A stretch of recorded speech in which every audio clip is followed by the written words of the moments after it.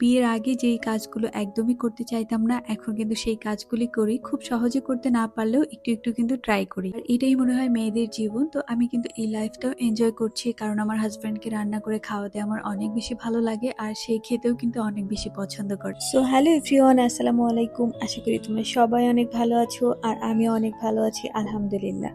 আজকে আমি রান্না করব গরুর পা আর সাথে চালের রুটি বানাবো। এটা আমার হাসব্যান্ডের অনেক পছন্দের খাবার। তো এখানে আমি পেঁয়াজ কেটে নিচ্ছি। আমার কাছে তো মনে হয় রান্নার সবচেয়ে কঠিনতম স্টেপ হচ্ছে পেঁয়াজ কাটা। আর পেঁয়াজ কাটতে কাটতে প্রতিদিনই আমার চোখ দিয়ে অনেক পানি পড়ে। আর এইদিকে কিন্তু গরুর পাটা আমি অনেক ভালো করে পরিষ্কার করে নিয়েছি, কারণ এতে কিন্তু ছোট ছোট লোম ছিল আর বাকি যে মশলাগুলি লাগবে সবকিছু কিন্তু আমি একসাথে করে নিয়েছি। প্রথমেই আমি চুলাতে প্যান বসিয়ে দিয়েছি আর প্যান গরম হয়ে যাওয়ার পর তাতে দিয়েছি পেঁয়াজ কুচি, তেল আর গরম মশলা। আর এখানে আমি অ্যাড করছি 2টা কাঁচামরিচ আর 3-4টার মতো শুকনো মরিচ। তেলের মধ্যে পেঁয়াজ ভাজার সময় সাথে হচ্ছে যদি গোটা গরম মশলা দেওয়া যায়, এতে কিন্তু খুব সুন্দর একটা ফ্লেভার আসে। আমি এখানে কাঁচামরিচটা একটু কেটে দিলাম, কারণ তেলে ফ্রাই হতে হতে অনেক সময় ফেটে গিয়ে চোখে মুখে লাগতে পারে। আর তারপর হচ্ছে পেঁয়াজ ভাজা হয়ে গেলে সেখানে অল্প একটু পানি দিয়ে দিলাম। পানি দেওয়ার পর এখানে আমি বাকি মশলাগুলো অ্যাড করছি। এখানে আমি আদা বাটা দিয়েছিলাম, রসুন বাটা দিচ্ছি, আর এখানে সবগুলি যে গুঁড়ো মশলা সেগুলি আমি আলাদা একটা বাটিতে পানি দিয়ে একটা পেস্ট করে নিচ্ছি। এই পেস্টটা কিন্তু আমি মশলার সাথে অ্যাড করে দিব।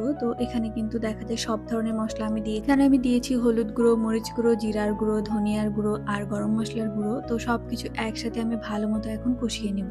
যে কোনো রান্নার ক্ষেত্রে কিন্তু মশলা অনেক ভালো মতো কষাতে হয়। তো এখানে কষাতে গিয়ে আমার মনে হয়েছিল যে হলুদ একটু কম হয়ে গিয়েছে। তারপর আমি 2 চামচ আরো হলুদ দিয়েছি। তারপর মশলাটাকে আরো ভালো মতো কষিয়ে নিয়েছি।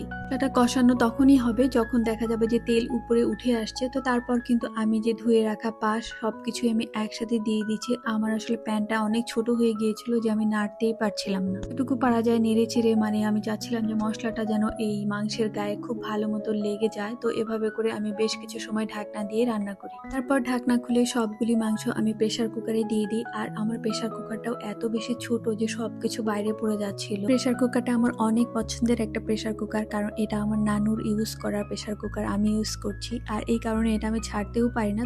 তবে এবার মনে হচ্ছে যে আমার বড় প্রেসার কুকার লাগবে, কারণ এটা রান্না করতে গিয়ে আমি যে কি পরিমাণ কষ্ট করেছি আসলে বলে বোঝানো যাবে না। তোমরা কিন্তু ভিডিওতে দেখতেই পাচ্ছ যে আমার চুলার কি পরিমাণ বাজে অবস্থা হয়েছে। যেহেতু প্রেসার কুকারটা অনেক বেশি ছোট, এটাতে মাংস দেওয়ার পর পানি দিয়েছি অল্প একটু, কিন্তু সেই পানিটা কিন্তু একদম উপরে উঠে এসেছে। এই পানিটাই সিটি দেওয়ার সাথে সাথে সব বাইরে বের হয়েছে, একদম সব পাশে ছড়িয়ে ছিটিয়ে একদম একাকার অবস্থা। কিন্তু তারপরও কিন্তু আমার ওই প্রেসার কুকারে রান্না করতে হয়েছে, কারণ এটা সেদ্ধ করতে প্রেসার কুকার ছাড়া অন্য কোনোভাবে সেদ্ধ করা যাচ্ছিল না। আমি খুবই লো হিটে প্রেসার কুকারে বসিয়ে রেখেছিলাম। আর এটা কিন্তু একদমই সন্ধ্যাবেলা আমি কিন্তু আবার প্যানের মধ্যে মাংসটাকে কনভার্ট করে নিয়েছি। তো দেখতেই পাচ্ছ যে একদম কি সুন্দর কালার এসেছে। তো পরে জাস্ট আমি উপরে একটু জিরার গুঁড়া ছিটিয়ে দিয়েছি। দেওয়ার পর আমি এখানে রুটি বানাতে চলে এসেছি। কিন্তু বিয়ের আগে এই রুটিও বানাতে পারতাম না। তো এখানে আস্তে আস্তে করে ট্রাই করতে করতে এখন অল্প অল্প পারি, তবে বেশি পাতলা হয় না, মানে মোটামুটি খাওয়া যায় আর কি।